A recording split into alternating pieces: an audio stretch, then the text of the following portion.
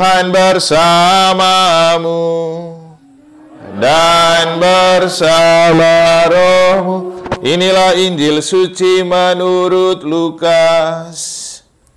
Dimuliakanlah Tuhan. Pada waktu itu, Tuhan menunjuk 72 murid. Ia mengutus mereka berdua-dua mendahuluinya ke setiap kota dan tempat yang hendak dikunjunginya. Berkatalah ia kepada mereka, tuaian banyak, tetapi pekerjanya sedikit. Sebab itu, mintalah kepada Tuhan yang mempunyai tuaian, agar ia mengirimkan pekerja-pekerja ke tuaian itu. Pergilah, camkanlah, aku mengutus kalian seperti anak domba di tengah-tengah serigala. Janganlah membawa pundi-pundi atau bekal atau kasut, dan janganlah memberi salam kepada siapapun selama dalam perjalanan. Kalau kamu memasuki suatu rumah, katakanlah lebih dahulu, damai sejahtera bagi rumah ini. Dan jika di situ ada orang yang layak menerima damai sejahtera, maka salammu itu akan tinggal padanya. Tetapi jika tidak, maka salammu kembali kepadamu. Tinggallah dalam rumah itu, makan dan minumlah apa yang diberikan orang kepadamu. Sebab seorang pekerja patut mendapat upahnya. Janganlah berpindah-pindah rumah. Jika kalian masuk ke dalam sebuah kota dan diterima di situ, makanlah apa yang dihidangkan kepadamu, dan sembuhkanlah orang-orang sakit yang ada di situ. Dan katakanlah kepada mereka, kerajaan Allah sudah dekat padamu. Tetapi jika kalian masuk ke dalam sebuah kota dan tidak diterima di situ, pergilah ke jalan-jalan raya kota itu, dan serukanlah, juga debu kotamu yang melekat pada kaki kami, kami kebaskan di depanmu. Tetapi ketahuilah ini, kerajaan Allah sudah dekat. Aku berkata kepadamu, pada hari itu, Sodom akan lebih ringan tanggungannya daripada kota itu.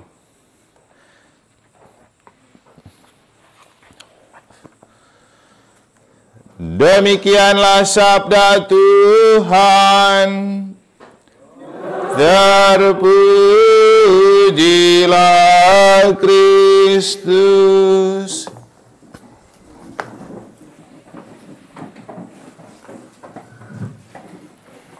Para suster dan Bapak Ibu saudara-saudari, khususnya Pak Sutri Bambang dan Lucy yang saya kasihi dalam Tuhan beserta anak-anak dan cucu. Siapa yang pernah membayangkan bahwa ada benih iman Katolik jauh di tempat ini? Siapa yang pernah membayangkan akan ada Ekaristi di tempat ini? Tidak pernah ada yang tahu dan membayangkan. Tetapi Tuhan menunjukkan kepada kita bahwa Tuhan bisa melakukan apapun yang Tuhan mau, bahkan hal-hal yang tidak pernah kita bayangkan dan tidak pernah kita pikirkan, atau yang dalam bahasa kitab suci disebut, Tuhan selalu membuat yang tidak mungkin menjadi mungkin. Tadi dalam perjalanan ke sini bersama Ko Iwan dan istri, yang ada dalam bayangan saya itu, di mana sih tempat ini? Susah dicari. Ternyata jauh. Tapi begitu sampai di tempat ini, saya bahagia. Karena apa? Saya bisa merayakan misa di tempat yang tidak pernah kita bayangkan akan ada misa. Tadi Pak Denis bilang, Romo, apa sekalian berkat rumah? Saya bilang, lain kali saja. Kita syukurin saja dulu kesempatan ini untuk permandian kemarin. Ya gitu ya Bu ya. Maksud saya supaya bisa ada misa lagi di sini.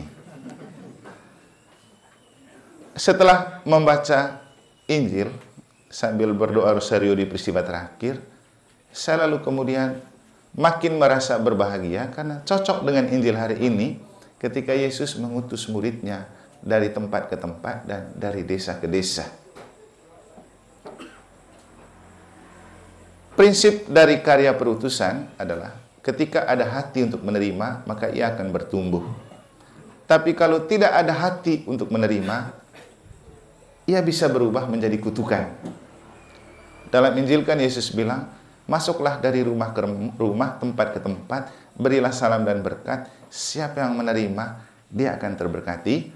Makan dan minumlah apa yang dihidangkan kepadamu. Tapi kalau orang tidak menerima kamu, cepat pergi dari tempat itu, kebaskanlah debu kakimu. Ketahuilah, kerajaan Allah akan dekat.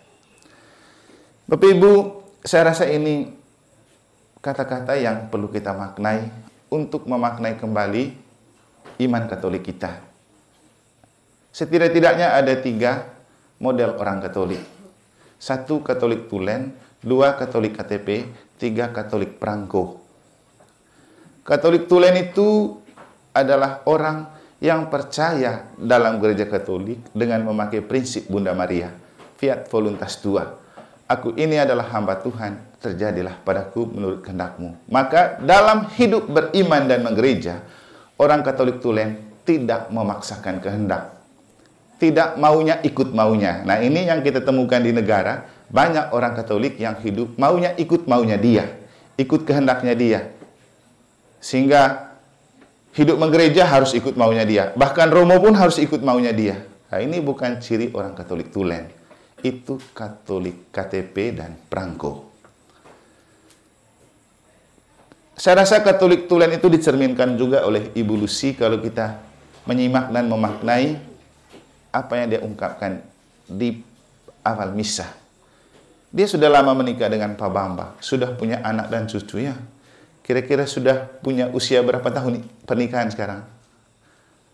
Di atas 50? Belum. Dan tadi saya sepintas mendengar cerita dari Ko Ivan di jalan tentang Pak Bambang. Setidak-tidaknya dari yang beliau kenal, Pak Bambang itu orangnya prinsipil. Kalau A, A, B, B. Kalau dia bilang iya, iya, tidak, tidak. Maka apa yang dikatakan oleh Ibu Lucy cocok. Dia tidak pernah memaksa untuk mengikuti Ibu Lucy. Biarkan berjalan sesuai dengan yang Tuhan mau dan dia mau. Dan dari cerita kita menemukan bahwa akhirnya dia sendiri meminta dibaptis karena dituntun oleh sabda Allah. Kan Ibu Lucy tadi bilang, Ibu Lucy belum baca kitab suci, dia sudah baca duluan. Dan di bagian doa pembuka tadi Bapak Ibu, yang dirumuskan dalam doa yang kita ungkapkan, itu jelas sekali. Bahwa orang yang hidup dituntun oleh sabda Allah, itu pasti akan diberikan sesuatu yang istimewa oleh Allah. Dan saya rasa ketika kemudian beliau dibaptis kemarin, itu bukan karena kebaikan Romo. Bukan juga karena kebaikan kita. Tapi karena sabda Allah itu sudah bertumbuh dan berbuah. Jadi buah dari beliau membaca dan merenungkan sabda Allah, itu yang dituai dalam baptisan kemarin. Dan baptisannya itu so sweet. Kenapa? Pastor paroki merayakan Sweet 17. Juga tidak pernah kita men-settingkan bahwa beliau akan dibaptis pada tanggal 4 Oktober kemarin. Dulu waktu sudah beberapa kali ke gereja bersama Ibu Lucy, bahkan misa pagi mereka datang. Saya dalam hati curiga begini, ini pasti pura-pura rajin nih biar dibaptis. Ya, wajar kan? Saya curiga begitu karena di negara itu banyak begitu, Bu. Kalau anaknya mau baptis atau nikah, pasti dia pura-pura ke gereja. Nanti kalau sudah dibaptis dan dinikahkan, jauh lagi dari gereja. Makanya waktu itu saya bilang, sabar dulu. Pergi ke gereja saja, ikut misa saja. Romo Denny bilang, Romo, nanti mau dibaptis, sabar dulu, ikut misa saja. Nanti biarkan Tuhan bekerja. Jangan kita memaksakan kehendak. Karena Bapak Ibu, penyakit terbesar di dalam diri kita adalah will to power. Itu bahasanya Friedrich William Nietzsche. Dia seorang filsuf ateis dari Jerman yang pernah mengatakan bahwa Allah itu telah mati. Bukan karena Allah yang mati, tapi manusia mematikan Allah. Karena manusia lebih memaksakan kehendaknya di hadapan Allah daripada membiarkan kehendak Allah terjadi.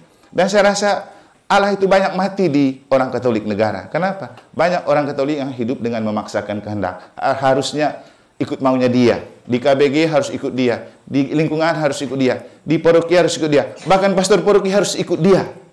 Ya, ini tidak bisa. Hidup Katolik itu seperti prinsip evolusi. Kita menjalani sambil membiarkan kapan Tuhan mau, apa yang terbaik untuk kita. Seperti yang kita alami sekarang. Sehingga kemudian dalam perjalanan waktu, ketika dua cucunya dibaptis pada minggu kedua September, saya lalu kasihan dengan Pak Bambang. Pikiran saya begini, aduh, disalib sama cucunya, dibaptis. Kemudian, karena sebenarnya ketekunan mereka pergi misa, sudah tua loh. Dan saya tidak membayangkan kalau jauh sekali ini, mereka selalu pergi ikut misa harian. Dan untuk saya hanya mengukur orang punya iman dari kesetiaan ikut misa. Kalau makin rajin ikut misa, maka saya percaya Tuhan sudah bekerja di dalam dirinya. Dan Bapak Ibu kalau bisa melihat, saya beberapa saat terakhir membaptis orang, karena memang saya lihat dia sudah rajin ikut misa. Ada Pak Krismanto bersama Ibu. Dan saya suka orang jadi Katolik karena itu. Itu baru Katolik tulen. Jangan karena KTP Katolik, turunan Katolik, apalagi kami yang dari Flores ini, aduh, terbuai di balik pengakuan bahwa Katolik itu banyak di Flores. Hasilnya sampai di sini jadi Katolik yang tidak taat. Paksa kehendak. Itu bukan cerminan Katolik tulen. Maka Katolik tulen adalah orang yang punya prinsip hidup seperti Bunda Maria. Fiat voluntas tua. Aku ini adalah hamba Tuhan, terjadilah padaku menurut kehendak-Mu. Itulah sebabnya kenapa Tuhan memberikan kesempatan melalui gereja, Pak Bambang bisa dibaptis. Dan saya pikir ini membahagiakan Ibu Lucy kan? Membahagiakan. Juga Pak Bambang sendiri. Spesialis lagi, sweet lagi, pas Pastor Paroki ulang tahun ke-17, dia dibaptis. Waktu kita sementara ikut Munas, Pak Denny mengirimkan saya pesan, Romo hari Rabu Pak Bambang dibaptis, hari Kamis misa syukur di rumah. Saya bilang, oke. Tidak pernah saya membayangkan itu tanggal berapa. Karena sebelum saya pergi Munas, saya meminta kalau bisa dibaptis sudah biar masih 1 bulan yang sama dengan cucunya. Tapi Tuhan belum mengizinkan karena waktu itu Pak Bambang masuk rumah sakit. Sudahlah terjadi kemarin. Itulah hadiah dari Tuhan untuk orang Katolik tulen. Jenis Katolik yang kedua adalah Katolik KTP. Itulah kita. Di KTP kita Katolik, tapi dalam hidup belum tentu Katolik. Seperti yang saya bilang, Katolik KTP nanti tunggu ada perlu baru dia cari gereja dan romo. Kalau anak mau baptis, cucu mau baptis, anak mau nikah, pasti dia ke gereja. Rajin selama beberapa minggu. Begitu sudah dibaptis, begitu sudah dinikahkan, buyar. Nanti tunggu ada perlu lagi baru datang lagi. Karena kebetulan KTP sudah terlanjur Katolik. Yang ketiga, Katolik Perangko. Katolik Perangko itu zaman sekarang tidak terlalu terkenal dengan perangko. Tapi zaman kita dulu masih sekolah, dan Bapak Ibu dulu pasti zaman masih muda. Perangko itu adalah meterai yang diletakkan di sebuah surat untuk mengatakan harga surat itu dan layak untuk dikirim. Dan ia selalu melekat dan lengket dengan surat. Surat baru sah dikirim kalau ada perangko yang nempel.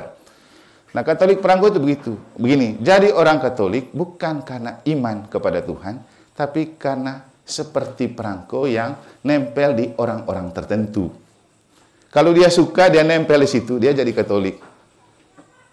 Dan banyak begitu. Itulah kemudian ada orang Katolik yang bikin grupnya si ini, grupnya si itu. Dan di negara banyak sekali kan grup-grup itu. Dia baru mau ke gereja atau terlibat di gereja, kalau dia lihat siapa. Kalau orangnya dia ikut, kalau tidak dia tidak ikut. Itu namanya Katolik perangko. Lengket karena punya kepentingan. Bukan karena kita memang punya iman sejati.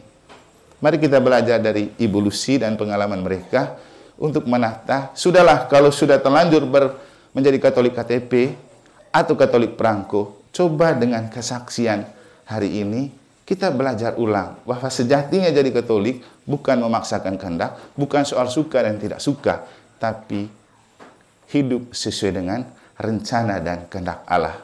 Semoga Tuhan memberkati.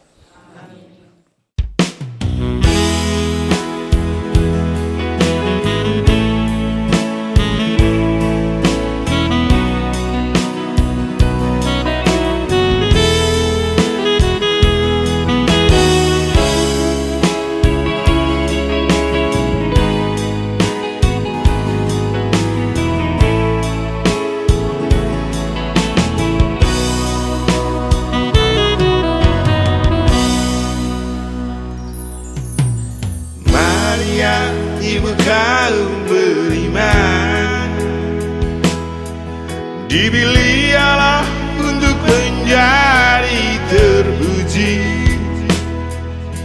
di antara wanita. Hatinya terbuka pada kehendak Allah, dengan abdikan rahimnya bagi sang putra Allah. Maria, ibu kaum beriman, menjadi ratu para imam, membalut hati para imam. Dalam hati sang buah hati, Yesus Kristus.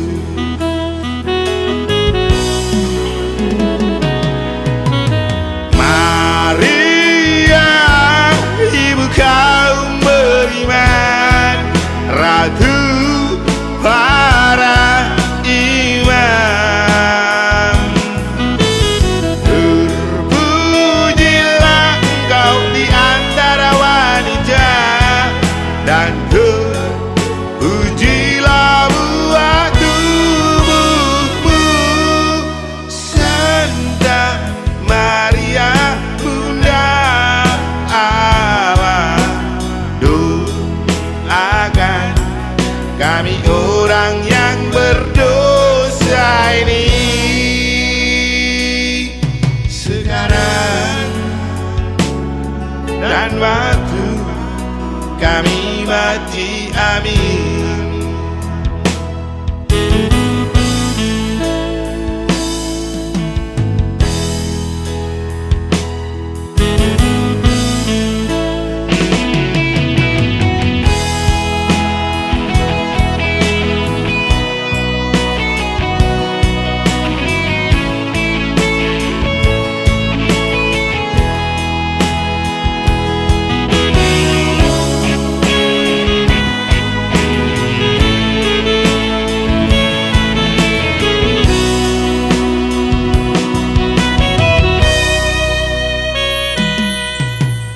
Maria, ibu kaum beriman,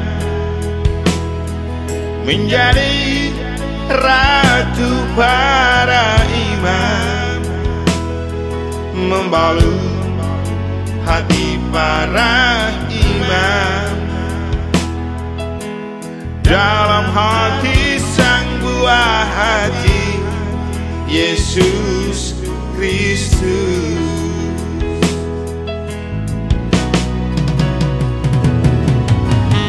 Maria, ibu kaum beriman, ratu para imam.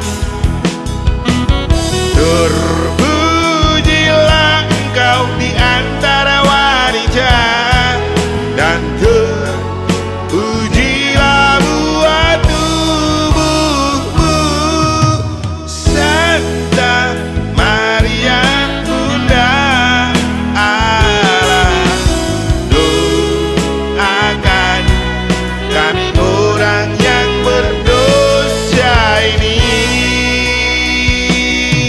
sekarang dan waktu kami mati. Amin. Maria, ibu kaum beriman, ratu para imam. Terpujilah engkau di antara wanita, dan terpujilah buah tubuhmu, Santa Maria, Bunda Allah. Doakan kami orang yang berdosa ini sekarang dan waktu kami mati. Amin. Doa